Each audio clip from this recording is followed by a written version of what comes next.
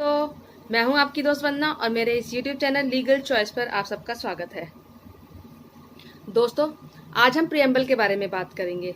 Preamble क्या है? Preamble constitution का ही इंट्रोडक्शन है।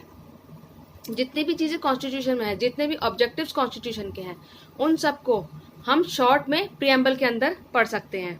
एक तरीके से हम प्रीएम्बल को कॉन्स्टिट्यूशन का मैनुअल भी कह सकते हैं। ठीक है दोस्तों, अब बारी आती है इसको अडॉप्ट कब किया गया था। प्रीएम्बल को अडॉप्ट किया गया था 26 नवंबर 1949 में और इसको इनेक्ट किया गया था, यानी कि इसको लागू किया गया था 26 जनवरी 1950 में। और तभी से हम 26 जनवरी को as a republic day celebrate करते हैं। ठीक है दोस्तों, अब बारी आती है इसकी अमेंडमेंट की। तो प्रीएम्बल को कॉन्स्टिट्यूशन के आर्टिकल 368 के अंडर अमेंड किया जा सकता है। ठीक है, और अब तक प्रीएम्बल सिर्फ एक बार अमेंड हुआ है। कब अमेंड हुआ है? 42nd अमेंडमेंट एक्ट 1976 में प्रीएम्बल को अमेंड किया गया था। और जब इसको अमेंड किया गया था तो इसके अंदर 3 वर्ड्स ऐड किए गए थे। वो कौन कौन से वर्ड्स थे? सोशलिस्ट, सेक्युलर और इंटीग्रिटी। ये 3 वर्ड्स प्रीएम्बल में ऐड किए गए थे जब इसको अमेंड किया गया था। अब बात करते हैं कॉन्स्टिट्यूशन के की पॉइंट्स के बारे में।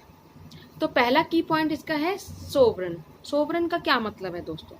सोवरन का मतलब ये है कि हमारे देश की अपनी अलग ही पावर है, अलग ही अथॉरिटी है देश को चलाने की। कोई भी बाहर का देश आके, कोई भी बाहरी ताकत आके हमारे देश को में इंटरफेयर नहीं कर सकता। ठीक है दोस्तों, ये है सोवरन। नेक्स्ट हमारा आता है सोशलिस्ट। सोशलिस्ट का मतलब है कि हमारे देश के अंदर मिक्स इकोनॉमी को फॉलो किया। मिक्स इकोनॉमी क्या है?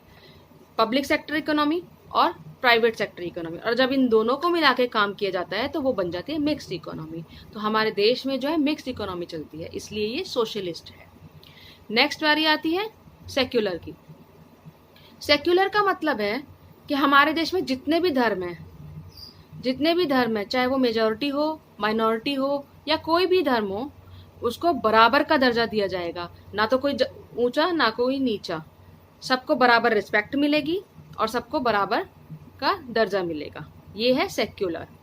नेक्स्ट हमारी बारी आती है डेमोक्रेटिक की। डेमोक्रेटिक का मतलब है लोकतांत्रिक। जैसे कि पता चल रहा है, लोकतांत्रिक से पता चल रहा है कि लोगों से बना हुआ। तो हमारे देश में जिसको भी इलेक्ट किया जाता है वो लोगों की विल के अकॉर्डिंग किया जाता है, लोगों की मर्जी से इलेक्ट होता है। तो ये होती है डेमोक्रेसी। उसके बाद हमारा नेक्स्ट है रिपब्लिक। रिपब्लिक का क्या मतलब है?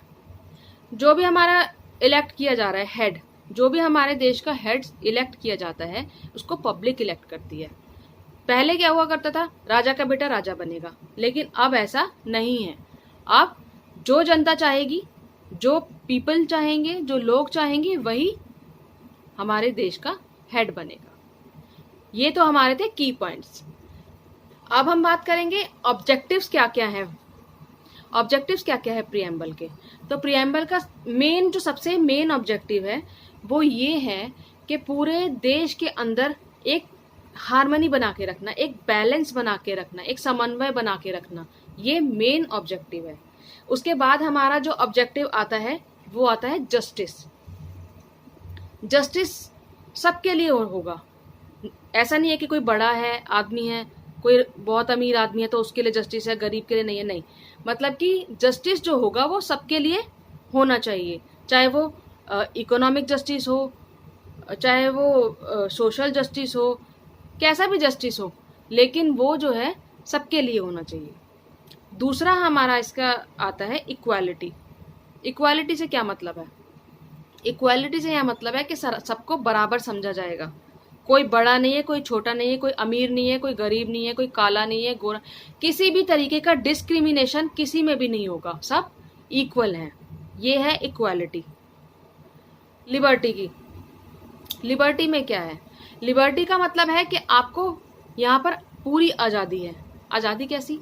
आज़ादी का मतलब यहाँ पर है आपको किसी भी तरीके की से आप खा सकते हैं, कैसे भी कपड़े पहन सकते हैं, कैसे भी रह सकते हैं, कोई भी धर्म अपना सकते हैं। हर तरीके की आज़ादी आपको यहाँ पर दी गई है। तो ये है लिबर्टी। लेकिन हाँ, इसका मतलब ये नहीं है कि आपको आज़ादी मिल गई तो आप कुछ भी करो, नहीं। जो भी हमारे लॉज बने हुए हैं, जो भी हमारे कानून बने हुए हैं, उनके दायरे में रहकर जो आप करोगे वो आपकी लिबर्टी होगी। ठीक है दोस्तों। उसके बाद बारी आती है फ्रेटर्निटी की। फ्रेटर्निटी का क्या मतलब है? फ्रेटर्निटी का मतलब है भाईचारा। भाईचारा मतलब कि जो भी देश में रह रहे हैं लोग, चाहे वो किसी भी धर्म के हों, वो सब मिल के रहें और अपनी डिग्निटी को बना के रखें, अपने गौरव को बना के रखें। ये है फ्रेटर्निटी। इससे क्या होगा? इससे हमारे देश में यूनिटी बढ़ेगी और इंटीग्रिटी बढ़ेगी, यानी कि देश में एकता और अखंडता बनी रहेगी। तो इसलिए हम ये फ्रेटर्निटी होती है। ठीक है दोस्तों, ये हमारे ऑब्जेक्टिव्स थे प्रीएम्बल के। अब आगे हम जानेंगे कि क्या प्रीएम्बल कॉन्स्टिट्यूशन का पार्ट है। ये एक बहुत बड़ा क्वेश्चन है जो कई बार उठा है। तो इसके लिए हम जानेंगे कि एक केस आया था, बेरुबरी केस, जिसमें सुप्रीम कोर्ट ने कहा था कि जो प्रीएम्बल है वो कॉन्स्टिट्यूशन का पार्ट नहीं है और इसको अमेंड भी नहीं किया जा सकता।